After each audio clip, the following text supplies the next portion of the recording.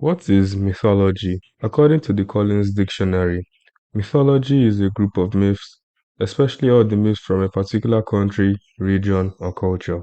Now, what is a myth? A myth, according to the Oxford Dictionary, is a traditional story, especially one concerning the early history of a people or explaining a natural or social phenomenon, and typically involving supernatural beings or events. They also have a second definition, which is a widely held but false belief or idea. The key word there being false. Director Christopher Nolan is taking on the great epic poem The Odyssey by Homer, and since we're in the modern day, people have come up with such strong opinions just based on two trailers. I hear people complaining about the American accent. Why didn't they use the ancient Greek accent like how it was done in Gladiator? Firstly, Gladiator used a posh British accent to make the movie feel archaic and a bit grand. Gladiator was set in a specific historic time period with even real historical characters, so there was more of an incentive to make it sound like it came from that time period. But Gladiator still failed at that. It just made it sound old. The Odyssey is a mythological story that never happened, with entirely fictional characters. Sure, the story was told in a very ancient Greek time period, but it's almost near impossible to get the actual way they were talking and translate it to an English rhythm. Then it was also spoken in Homeric Greek, which was an artificial dialect specifically used for reciting the poems, and if it was in English, it would sound like a musical. At the end of the day, it's near impossible to get an actual authentic accent for the time period. Sure, Nolan could have hired Greek actors to speak English in their normal accents, but let's be honest, that still won't be the same because the language and speaking patterns in Greece over the years have changed. Funny enough, geographically speaking, also Greece has changed too over the past 2000 years. Like in the modern day now, Troy is in Turkey. Maybe at the end of the day, you're just angry that Nolan gave you something you aren't used to. And that is totally fine. But then again, we can't go ahead complaining that Hollywood just can't stop regurgitating the same thing over and over again. But when they give us something slightly different, or when they try to challenge us in a different way, just slightly, we start to complain as if the whole world is against us, or hell just froze over. People even complained about the armor. So let me talk about the first part of the complaints. That is the way Odysseus looks and the way the soldiers look. I don't really know much about how the armor of that time period is supposed to look. So I won't be defending it as strongly as I'm going to defend the next section of the armor and talking about that part. But now for the other side of the complaints. Are the giants in the trailer wearing silver armor that's different from how they were described in the poem? And probably not possible in that time historically. Here's what I have to say about it. If it was trying to be a historical movie about an actual time period, like let's say the Punic Wars, then that would be a very good criticism. But guys, the Odyssey didn't actually happen. At the end of the day, it's a fantastical story about larger than life characters and events. So scientific accuracy or historical accuracy should really be out the window. Also because there isn't actually a set time period for this story. So it could be very malleable. And my second point is that if Nolan is changing it, then it has to be for some good reason. Narratively speaking, adaptations can change things. Mythology is malleable as long as it sticks to the essence of the story being told. With that being said, I haven't watched the movie, so I'm not going to say it was good. I'm not going to say it was bad. But if this change was for a good reason, thematically or story wise, then I'll gladly excuse it. But then if it ends up being bad, then I won't defend it. And let's get into the meat and the bones of the whole thing. That is the casting. Here's my 2 cents. Ideally, this movie should have been made by a Greek person and with Greek actors. But for one reason or another, no Greek filmmaker decided to do it on a grand level. And to cut Hollywood a bit of slack, they do have the resources and the actors to make this a movie and by extension, the poem that can resonate with the whole world. And the use of A-list actors who are popular also help with that fact. As long as the actors are willing to portray these characters well, then it's fine.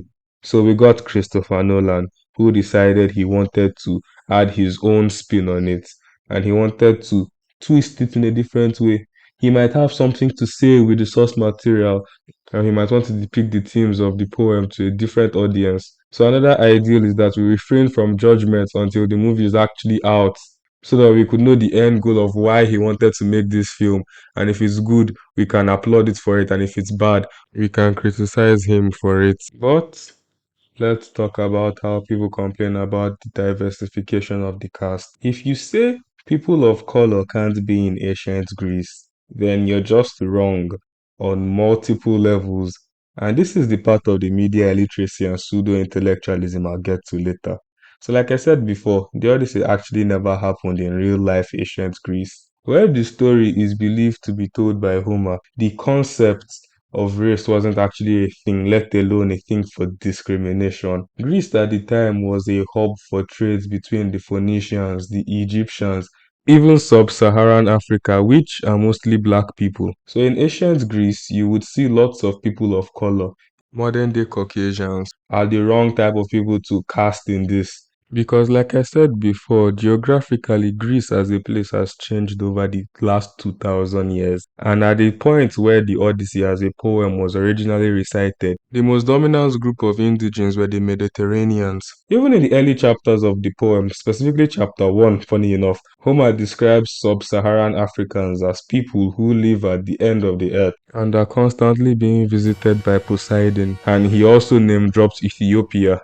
For the case of Helen of Troy, her race is never actually established. She is just described as the most beautiful in the land, and if Nolan translated that to mean a black queen, then good for him. So is the problem the fact that she is black or the fact that she is not just white? Let's forget that her race wasn't explicitly stated. Let's say it was, it wouldn't matter because she's a fictional character, and if she was race swapped, it would be to serve a certain framework of the narrative Christopher Nolan is going for. Look at Wonder Man, for example. People were complaining about the fact that Simon Williams was race swapped, but then as we got a good story out of it, all of the criticisms regarding the race swapping were drowned out by the praise of the actual good show that we got because it served the plot. As long as the changes serve for a good narrative, then that's what matters in these adaptations. But in this case, it kinda doesn't because her race was never even stated, and I've established that people of color existed in ancient Greece. Now, this is where the media illiteracy is the strongest. Elliot Page. Firstly, he's not even playing Achilles, he's playing Elpenor, a completely different character. Now, people are complaining that he's playing Achilles when he's not.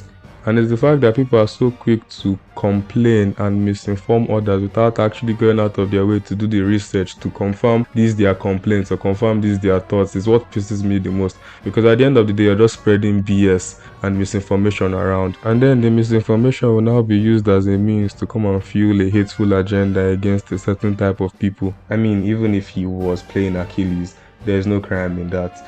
In the poems, Achilles was described to be a young, lean, feminine, and energetic person.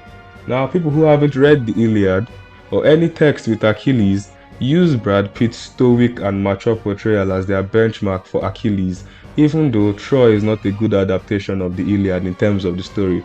Troy was a good story that still portrayed the main themes of the Iliad well, but it was not a good adaptation.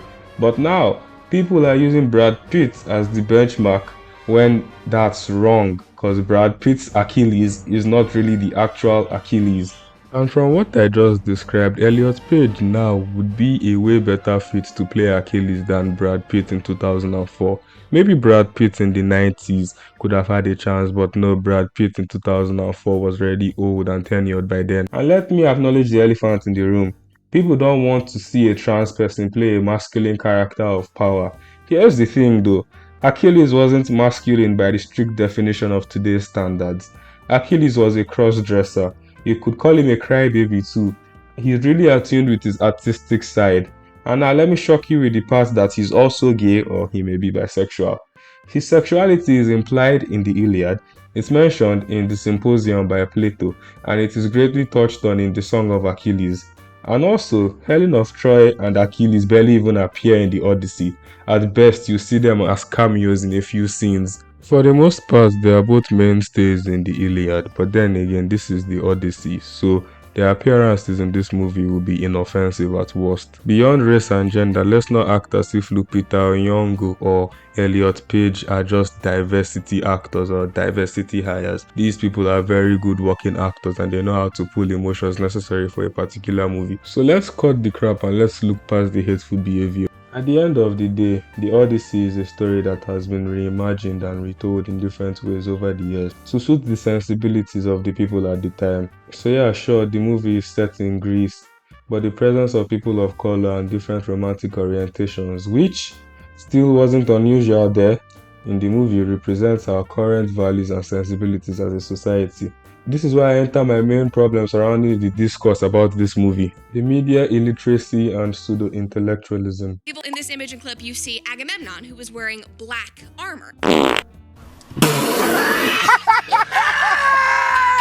Throughout the discourse on this film, people have acted like the Odyssey was an actual event in history, which it's not. People have acted like they know about these stories and their characters, which clearly they don't. And they seem to have bold claims about the historic nature of Greece, which is also wrong, except for the armor. I can give them a pass on that one. Look, if you're seeing things in the trailer that are turning you off from the movie based on your own understanding of the source material, that's fine.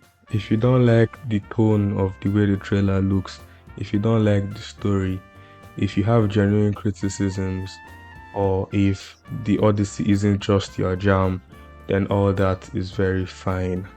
But what I don't want is for people who haven't read the poems, people who don't actually know history, to be coming online and making bold claims that are often wrong and are derogatory towards people of different backgrounds. That is a problem because it will lead to misinformation, spreading of hate, and just result in bullshit being spread, and at the end of the day, we're not just going to go anywhere as a society. So, at the end, let's watch the movie before we make actual judgments, and let's try to go into it with an open mind. At the end of the day, mythology is meant to be retold for different civilizations and society. That's why it remains relevant. Look at Virgil's The Aeneid. Look at Dante's Inferno. Or even as recently as Ulysses by James Joyce in 1922. Or even Oh Brother, Where Art Thou by the Coen brothers. Now, to end it off, I know this video isn't going to do much because not only am I a small channel, but negativity also sells on the internet and is pushed out to more people. But if you see this video and you see the kernel of truth in this video, then please let's engage in these conversations in a more respectful manner. Thank you so much for watching, and I'll see you next time.